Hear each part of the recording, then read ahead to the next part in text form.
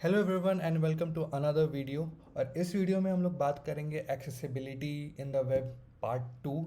और इसका already first part मैंने बना रखा है, तो अगर आपने वो चेकआउट नहीं किया है तो you can check the video out. इस वीडियो में हम लोग बात करेंगे स्क्रीन रीडर्स और सेमांटिक एचटीएमएल के बारे में, जो कि काफ़ी इंपॉर्टेंट होता है अगर आप अपने वेब पेज या वेबसाइट को एक्सेसिबल बनाना चाहते हो। तो स्टार्ट करते हैं सबसे पहले स्क्रीन रीडर्स के बारे में कि स्क्रीन रीडर्स क्या होता है और उनकी फंक्शनैलिटी क्या होती है। In a very simple definition, screen readers are tools which converts digital text to synthesized audio. That means कि जो भी टेक्स्ट आपको आपके स्क्रीन पे दिख रही है, स्क्रीन रीडर एक ऐसा टूल होता है जो उस टेक्स्ट को ऑडियो में कन्वर्ट करके रिसाइट करता है। तो अगर एक तरह से आपने अपना नाम लिखा है तो आपका नाम वो पढ़ के सुना देगा। That is the only job of a screen reader. अब फंक्शनैलिटीज़ की अगर मैं बात करूँ कि एक स्क्रीन रीडर क्या क्या फंक्शन करता है, तो first of all it reads all of the content of the web page. एक वेब पेज पे जितने भी अवेलेबल कंटेंट है, चाहे वो हेडिंग टैग्स में हो, पैराग्राफ टैग्स में हो, चाहे कोई बटन हो या कोई लिंक है या किसी भी तरीके का आपने एचटीएमएल के अंदर कंटेंट डाला है, वो उसको रीड आउट करके यूज़र को बता देता है। The second point is it lists down all the internal and external links on the web page. तो एक वेब पेज पे जितने भी एंकर टैग्स हैं जिससे आपने अपने इंटरनल पेजेस या एक्सटर्नल पेजेस को लिंक किया है, उसका भी लिस्ट डाउन स्क्रीन रीडर बता देता है। और थर्ड पॉइंट है it list down a list of all the headings available on the web page. तो हेडिंग टैग्स के बारे में भी हमने डिस्कस किया था कि heading tags gives a structure of the entire web page. एक वेब पेज पे क्या क्या सेक्शंस अवेलेबल हैं, उनको नेम करने के लिए हम लोग हेडिंग टैग्स का यूज़ करते हैं। तो वो उन हेडिंग टैग्स को लिस्ट डाउन करके भी एक वेब पेज के कंटेंट के बारे में इंफॉर्मेशन यूज़र को दे देता है। सो इन तीनों पॉइंट से समझ सकते हो कि एक स्क्रीन रीडर कितना इंपॉर्टेंट होता है for a person who is suffering from any sort of a visual और हियरिंग और any sort of a physical disability.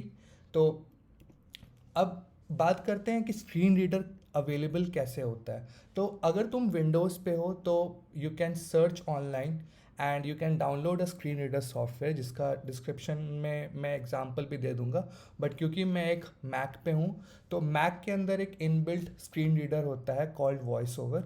और अगर विंडोज़ पे हो तो बहुत सारे स्क्रीन रीडर टूल्स या सॉफ्टवेयर्स अवेलेबल हैं, तुम उसे यूज़ भी कर सकते हो। तो सबसे पहले मैक में जाते हैं और अपने सेटिंग्स में जाके वॉइस ओवर को एक्टिवेट करते हैं और ये देखते हैं कि ये स्क्रीन रीडर किस तरह से फंक्शन करता है। तो मैं अपने मैक के सेटिंग्स में गया और मैं एक्सेसिबिलिटी पे गया और यहाँ पर मुझे यहाँ पर वॉइस ओवर दिख रहा है। तो जब मैं वॉइस ओवर को ऑन करूँगा तो अब वो स्क्रीन पे चल रही किसी भी एक्टिविटी को रिसाइट करके बता देगा।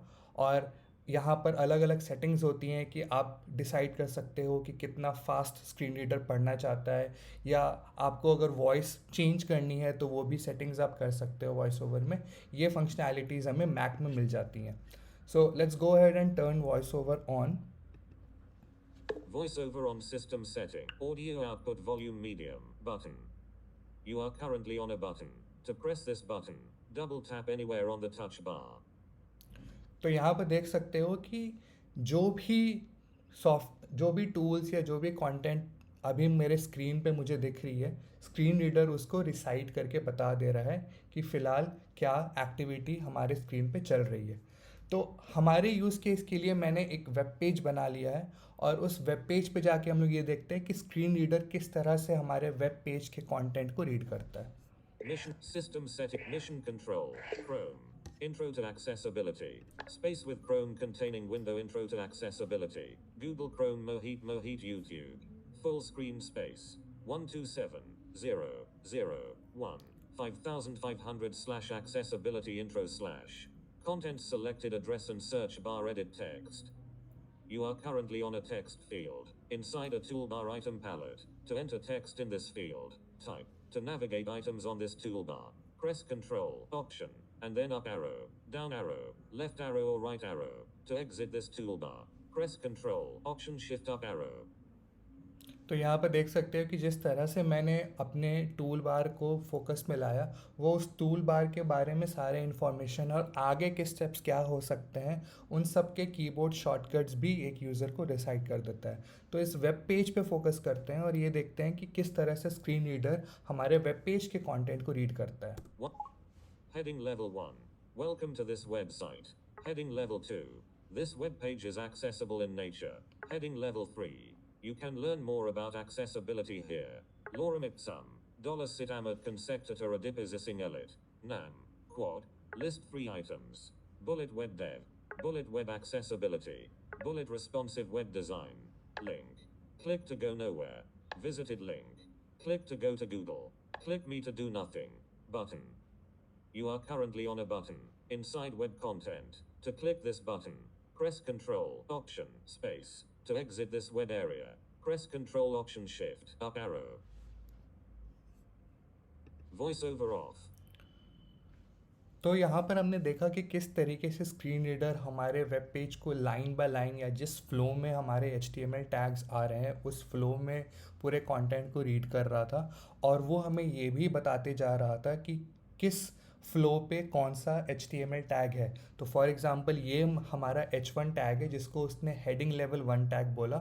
Similarly this was H2, H3, फिर ये एक पैराग्राफ टैग था जिसको उसने एक पैराग्राफ बोला, और यहाँ पर मैंने एक अनऑर्डर्ड लिस्ट क्रिएट किया था जिसको उसने लिस्ट 3 आइटम्स बोला।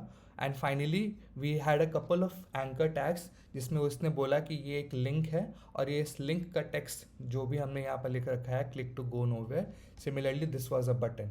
तो इस तरीके से स्क्रीन रीडर ये यूज़र को बताता है कि जब भी यूज़र एक वेब पेज पे विजिट कर रहा है तो उस पूरे वेब पेज पे top to bottom flow of the web page क्या है। सो इससे कोई भी फिजिकली चैलेंज्ड यूज़र ये डिसाइड कर सकता है कि उसे वेब पेज के किस पार्ट पे जाना है या कौन सा पार्ट उस वेब पेज का उसके लिए इम्पॉर्टेंट है। So this is one of the major features and advantages of a screen reader. तो अब नेक्स्ट पॉइंट हम लोग डिस्कस करते हैं जो कि है हमारा image tag. So image tag के बारे में हमने पहले डिस्कस नहीं किया था, but image tag is basically an HTML tag which is use to add any sort of an image in your web page. तो ये बहुत ही कॉमन यूज़ केस है कि आप अपने वेब पेज पे एक इमेज टैग को डाल के इमेजेस ऐड करना चाहते हो। So for that you will be using the image HTML tag, और इसके दो एट्रीब्यूट्स हैं जो कि मोस्ट कॉमनली एक इमेज टैग के साथ यूज़ होते हैं। The first one is mandatory which is called SRC attribute, and the next one is the alt attribute. So SRC हमें ये बताता है कि इमेज कहाँ पर स्टोर्ड है, इमेज का पाथ क्या है, और ऑल्ट एट्रीब्यूट इज़ समथिंग जो हमारा इस पूरे डिस्कशन का फोकस रहेगा। तो यहाँ पर मैंने एक पिक्चर इंटरनेट से डाउनलोड कर ली है। सो दिस इज़ इसको मैंने कर दिया है autumn.jpg, और ये फाइल का मेरा नेम है जो इसी फोल्डर में है, HTML इमेज फोल्डर के अंदर है। और मैंने इस HTML के अंदर इस इमेज को कॉल किया है यूजिंग रिलेटिव पाथ सिस्टम। अब इस पेज को हम लोग अपने ब्राउज़र में ओपन करते हैं और ये देखते हैं कि स्क्रीन रीडर किस तरह से इस इमेज को रीड करता है। So let's go to our web page again, और यहाँ पर देख सकते हो कि मेरा इमेज लोड हो चुका है। अब कुछ और एट्रीब्यूट्स हैं जो अपने इमेज HTML टैग में डाल सकते हो, तो मैं वो भी दिखा देता हूँ। तो इमेज के अंदर you can pass in a width attribute and you can pass in a height attribute. Width और हाइट से आप अपने इमेज के हाइट और विड्थ को पिक्सल्स में कंट्रोल करते हो।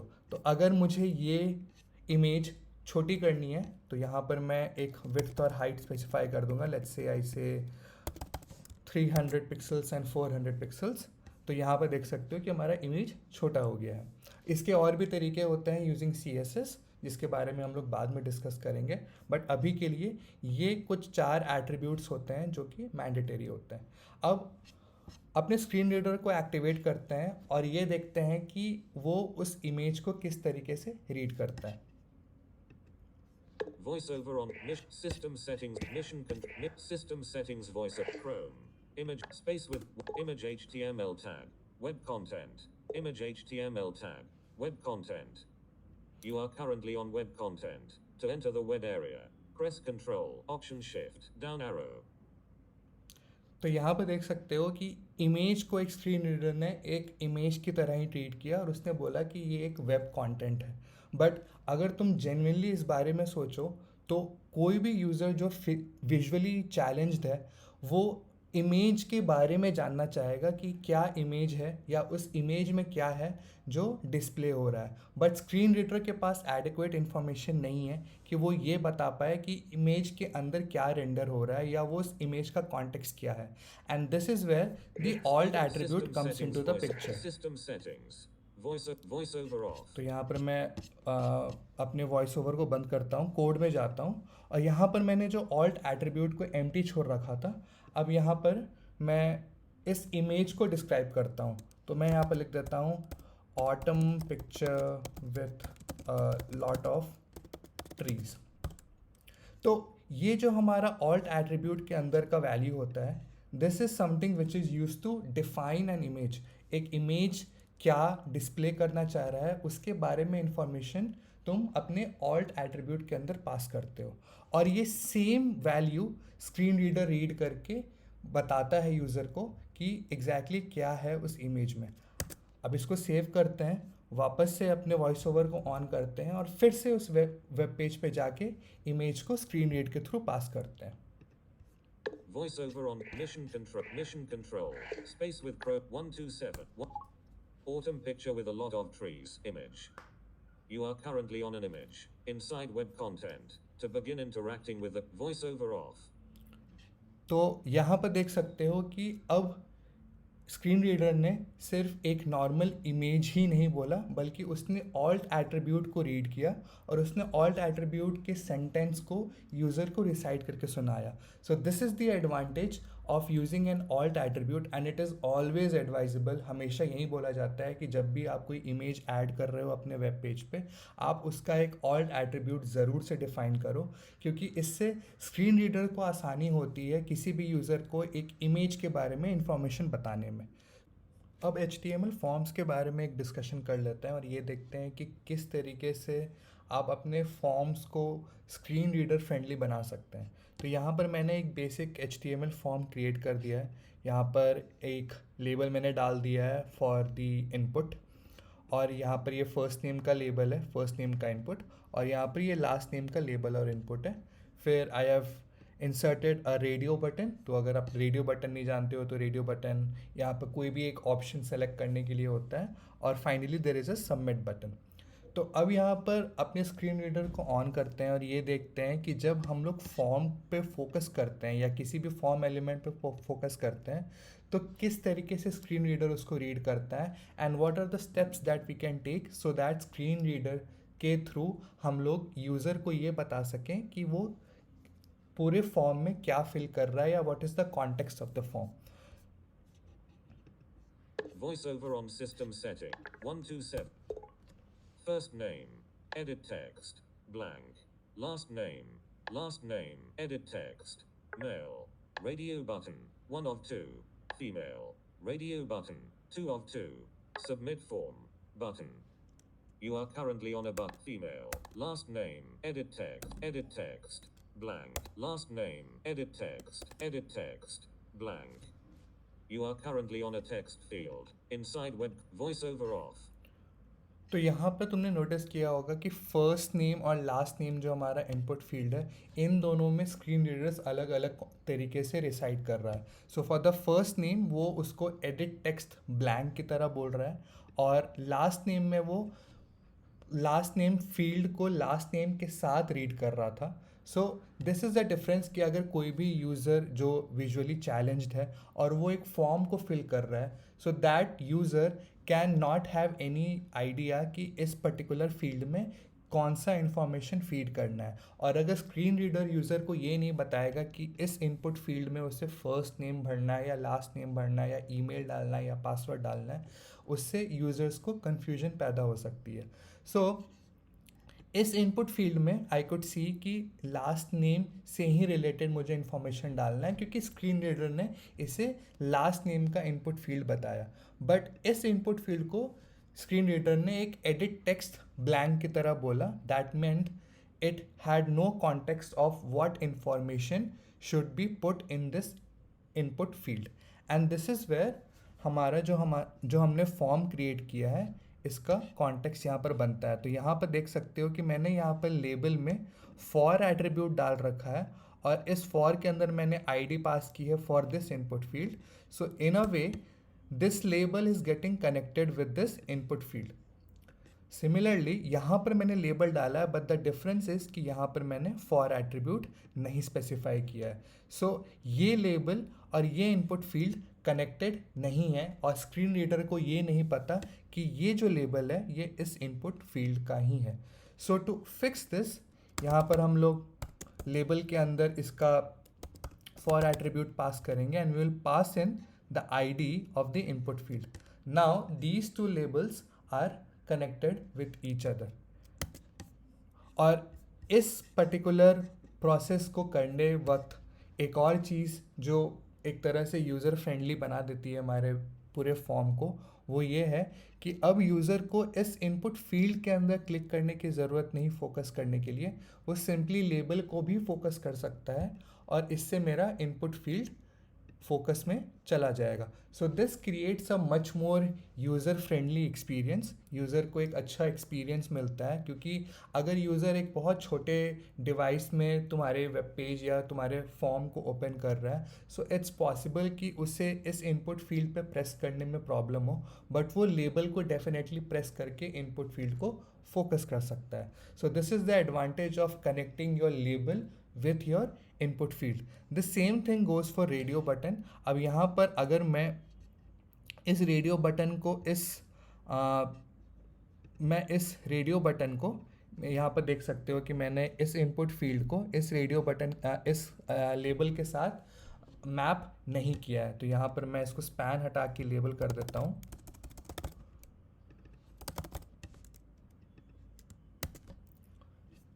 अब जब मैं यहाँ पे जाऊँगा और मैं मेल पे क्लिक करूँगा तो देख सकते हो कि मेरा रेडियो बटन, जो मेरा मेल का रेडियो बटन है, वो फोकस पे नहीं जाता। But if I have linked the label with the radio button, मैं यहाँ पर फीमेल पे क्लिक करूँगा और मेरा फीमेल का जो रेडियो बटन है वो सेलेक्ट हो जाएगा। So this same thing goes for any sort of a input field. किसी भी तरीके का इनपुट फील्ड अगर आप अपने वेब पेज पे डाल रहे हो तो make sure that the label and the input fields are connected. अब एक लास्ट बार अपने वॉइस ओवर को ऑन करते हैं और ये देखते हैं कि वो इंडिविजुअली हमारे इनपुट फील्ड्स को किस तरीके से रीड करता है जब हम उस पर फोकस करते हैं। Voice over mission control. Space with 1 2. First name, edit text. Last name, edit text. Male, radio button, 1 of 2. Female, radio button, 2 of 2. Submit form, button. You are currently on a button inside web content. To click this button, voiceover off. तो यहाँ पर आप देख सकते हो कि first name का input field उसने फर्स्ट नेम एडिट टेक्स्ट बोला, ना कि ब्लैंक बोला। सिमिलरली लास्ट नेम का इनपुट फील्ड उसने लास्ट नेम एडिट टेक्स्ट बोला, and so on. So this is how you create a much more accessible form, जिसकी ना यूज़र एक्सपीरियंस ही अच्छी है बल्कि आप उसे स्क्रीन रीडर के लिए मच मोर फ्रेंडली बना रहे हो। So this was all about screen readers और आप किस तरीके से अपने HTML को मैनिपुलेट करके अपने पूरे वेब पेज और वेबसाइट को स्क्रीन रीडर फ्रेंडली बना सकते हो। सो कुछ लास्ट पॉइंट्स डिस्कस कर लेते हैं और ये समझते हैं कि स्क्रीन रीडर्स का और फंक्शनैलिटी क्या क्या बन सकता है। सो यहाँ पर फर्स्ट ऑफ ऑल ये देखते हैं कि जो हमारे स्क्रीन रीडर्स अवेलेबल हैं अक्रॉस ऑल द प्लेटफॉर्म्स, चाहे वो विंडोज़ हो चाहे वो मैक हो, तो इसमें जो जॉज़ है, जॉज़ is a Windows based screen reader, जिसका लिंक आप अगर गूगल सर्च करोगे तो आपको मिल जाएगा। So that takes up around 46-47% of the market share, जो वॉइस ओवर है जो मैं यूज़ कर रहा हूँ वो 11.7% है। NVDA ये भी हमारा एक स्क्रीन रीडर है जो बहुत फेमस है, ये इजीली आपको अवेलेबल हो जाता है। और जॉज और NVDA विंडोज़ के लिए अवेलेबल है, वॉइस ओवर मैक में अवेलेबल है। और बाकी ये सारे स्क्रीन रीडर्स जिनका मार्केट शेयर बहुत कम है, इनमें कुछ ना कुछ प्रॉब्लम्स हैं, there are certain bugs which are available in these tools. So I would recommend कि आप अपना फोकस इन 3 स्क्रीन रीडर्स पे ही रखो। And you also need to make sure कि जो भी हमारा स्क्रीन रीडर बनता है या जो भी आप यूज़ कर रहे हो, हर स्क्रीन रीडर की फंक्शनैलिटी अलग अलग होती है।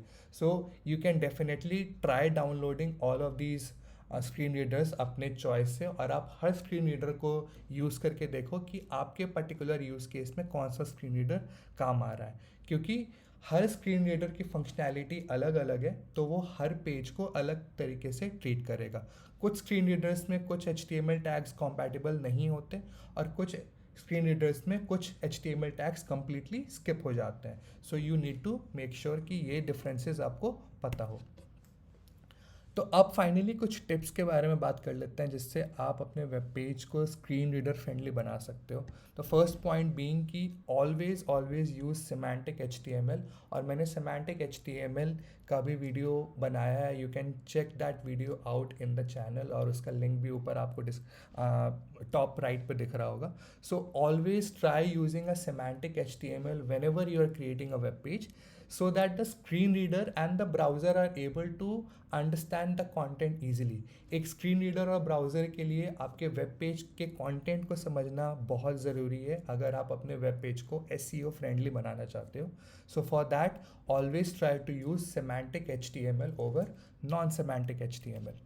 The second point is, and this is related to the image tag, जो हमने इमेज टैग डिस्कस किया था, that always always use a alternative attribute in your image.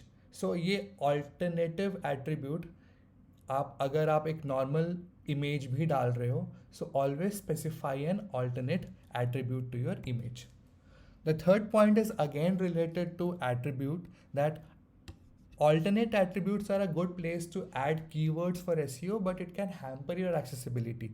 तो इसका सिंपल सा मतलब ये है कि जब भी किसी भी सर्च इंजन का वेब क्रॉलर, चाहे वो गूगल का हो, चाहे वो बिंग का हो, या डक डक गो का हो, या वो किसी भी सर्च इंजन का वेब क्रॉलर है, जब वो आपके वेब पेज पे आता है तो वो इमेज के ऑल्टरनेट एट्रीब्यूट के अंदर जाके उस इमेज के बारे में इंफॉर्मेशन निकालता है। So this makes the alternate attribute a good place जहाँ पर आप अपने वेबसाइट या वेब पेज से रिलेटेड SEO कीवर्ड्स डाल सकते हो। बट इसका एक ट्रेड ऑफ ये है कि हर SEO keyword can not be user friendly. आपके वेब पेज या वेबसाइट पे जो कीवर्ड्स हैं, अगर आप उसको बिल्कुल एक रैंडम ऑर्डर में स्टफ़ कर देते हो अपने ऑल्टरनेट एट्रीब्यूट के अंदर, तो उससे भले ही आपके पेज की SEO बढ़ जाएगी, लेकिन जो आपका ओवरऑल एक्सेसिबिलिटी है उस पेज का, वो डिक्रीज़ हो जाएगा। So you always need to find a good balance between SEO and making your image user friendly और एक्सेसिबल। फिर इमेजेस के रिलेटेड एक और जो हमारा पॉइंट आता है वो ये है कि not all images need to have some meaning. बहुत सारे ऐसे इमेजेस भी आप अपने वेब पेज पे डालोगे जिसका कोई एक्चुअल कॉन्टेक्स्ट नहीं है, और वो सिर्फ विजुअली आपके वेब पेज पे अवेलेबल है। अगर कोई भी यूज़र उस इमेज को देखता है तो उससे बहुत चीज़ें क्लियर नहीं होती कि उस वेब पेज या उस वेबसाइट पे क्या है। सो a lot of your images could be visually appealing but they could not have any context in it. तो ऐसे केस में आप empty string डाल सकते हो अपने alternate attribute के अंदर, ताकि स्क्रीन रीडर उस इमेज को स्किप कर दे और उस इमेज के बारे में वो कोई इन्फॉर्मेशन ना दे। And finally the last point is related to videos, कि अगर आपके पास कोई भी वीडियो है जो आप अपने वेब पेज पे प्ले कर रहे हो, so always use closed captioning. Closed captioning is something कि आप अपने वीडियो में बोले हुए ऑडियो का एक सबटाइटल फाइल अपने वीडियो के साथ अटैच करो, और उसकी ट्रांसक्रिप्ट जो भी आपने पूरे आपके वीडियो के जितने भी ऑडियो फाइल्स हैं सबका एक ट्रांसक्रिप्ट आपके वेब पेज पे अवेलेबल होना चाहिए, ताकि एक स्क्रीन रीडर जाके उस पूरे ट्रांसक्रिप्ट को पढ़ के यूज़र को ये बता सके कि वीडियो में क्या चल रहा है। So this brings us to the end of our discussion on accessibility. और भी बहुत सारे टॉपिक्स हैं जो एक्सेसिबिलिटी के अंदर आते हैं, एंड उन सब के बारे में डिस्कशन करना थोड़ा डिफ़िकल्ट होता है, बट एक बेसिक ओवरव्यू आप डेफिनेटली समझ गए होंगे कि किस तरीके से आप HTML मैनिपुलेट करके अपने पूरे वेब पेज और वेबसाइट को एक्सेसिबल बना सकते हो यूज़र्स के लिए। तो hopefully you like the video. अगर आपको कोई भी क्वेरी या कोई भी कमेंट या कोई भी फीडबैक डालना हो, do drop a comment in the comment section, and I will see you all in the next video.